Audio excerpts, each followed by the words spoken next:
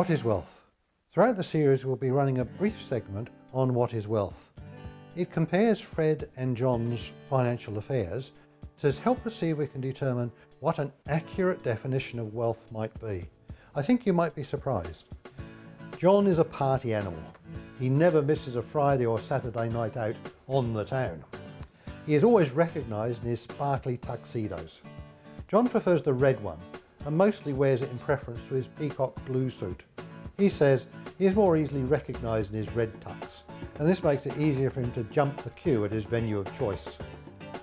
John has a great memory for names and is a great tipper, so he usually strolls happily along the queue, grabs the arm of the hottest girl who's waiting, and walks to the front, greets the bouncer, usually by name, and says, "Hi Joe, John and friend, we should be on your A-list." Joe, knowing that he'll get a generous tip, always says, "Of course John, welcome." John doesn't drink a lot. He thinks money shouldn't be wasted, but he's generous with his chosen partner. He rarely spends less than $500 for an evening's entertainment. John's partying habits make him very popular with the opposite sex, so he sees little reason to economise. What money is left from the week's partying is spent on food, though John rarely buys lunch. His clients think he is really available to their needs. He's always available for a chat over lunch. The truth is, John is just hungry.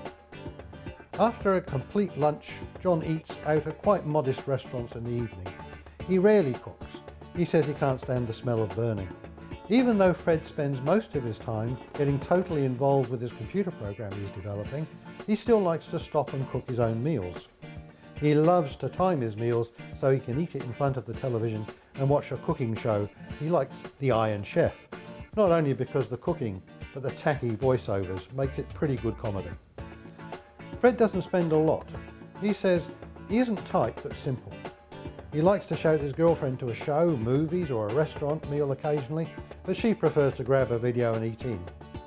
Fred does think he is extravagant in the food he buys. He never cuts corners. "I am what I eat," he says, so only the best is good enough. Welcome back. I'm joined by Cameron Forbes. Cameron, thank you for coming to see us. Pleasure, Kerry. We're still talking about accumulation. We touched on the previous section just with the difference between income and growth assets. And I wanted to take that knowledge out a little bit further into asset allocation. So can you tell us what asset allocation is? Yes, certainly, Kerry. Asset allocation is just grouping a group of assets in a percentage based to meet a client's needs. Okay, so we've spoken about income and growth investments. Are they the two classes you mix for an asset allocation? Absolutely, absolutely. And there's a combination. Some have both characteristics and some have either or. Okay, so an aggressive client would be all growth? Yes, but particularly with a lot of the blue chip, you do get a little bit of income as well. Yeah, that's true. So a growth investment's characteristic is that it does pay income, I guess. That's correct. Yeah. Okay, that's good. What I wanted to just explore a little bit is how you actually determine what sort of asset allocation a client should have. Sure. In the initial process, we go through a lot of education, and there's some set questions that we go through with the clients just to get an understanding about how they would feel in certain circumstances. For example, if the market dropped by 10%. Okay, so you determine the asset allocation by questioning and That's a component of it. What else the questions that we ask, it's also tied in with their goals. Okay. So that plays a major part. Okay, so that's the logical allocation, what I call the logical allocation, where an asset allocation is mixed to help the client achieve their financial goals. So That's correct. They need a certain amount of money in the future. You know their savings capacity and the amount of money they have. To achieve that outcome, you absolutely need this return. Absolutely. And you select an asset allocation to achieve that. Absolutely. And most of that is based on historical evidence. Okay, that's cool. Now, the other part of asset allocation, to my mind, is emotional, and that's you've got somebody who's got a logical allocation that's correct, but then they've got to weather the storms. Yes, and look, that's a lot where the advisor comes into play with the education process. It's walking them through some scenarios, the what-if scenarios, and also giving them some guidance and education about what to do in those certain circumstances. Okay. Just the peace of mind. Okay. Now, do you have any examples of clients you've worked with where they've got their emotional and logical asset allocations apart, and what sort of problems did that cause them? Yes, I have had some clients call up who've, I guess, had a few restless nights, Yeah. watched the ComSec report or something on the news, and rang me the next morning. And one of the things we were able to do very, very quickly is go back to their goals and their aspirations and make sure that they're still on track. Yeah. So let's take the other case then. Have you had somebody who is so attuned to their logic and emotional side that they had an asset allocation that worked hard to their benefit? Absolutely. Even with the reports on the television that they see, we've had clients ring up and want to invest more money.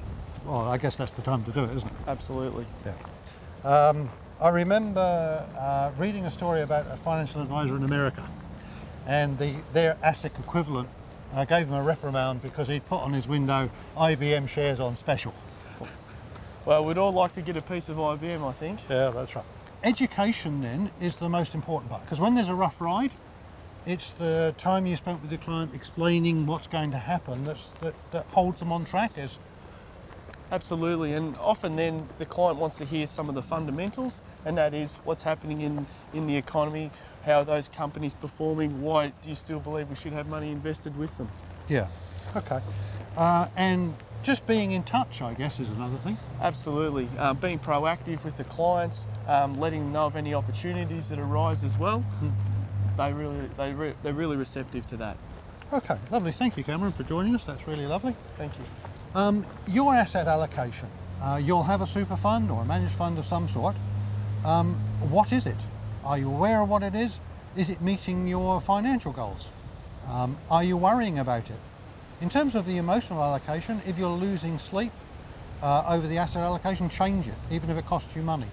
If you're just merely being sad that you're losing money but you're not overstressed, stay with it because it's probably logically correct. Thank you. We'll see you again after the break.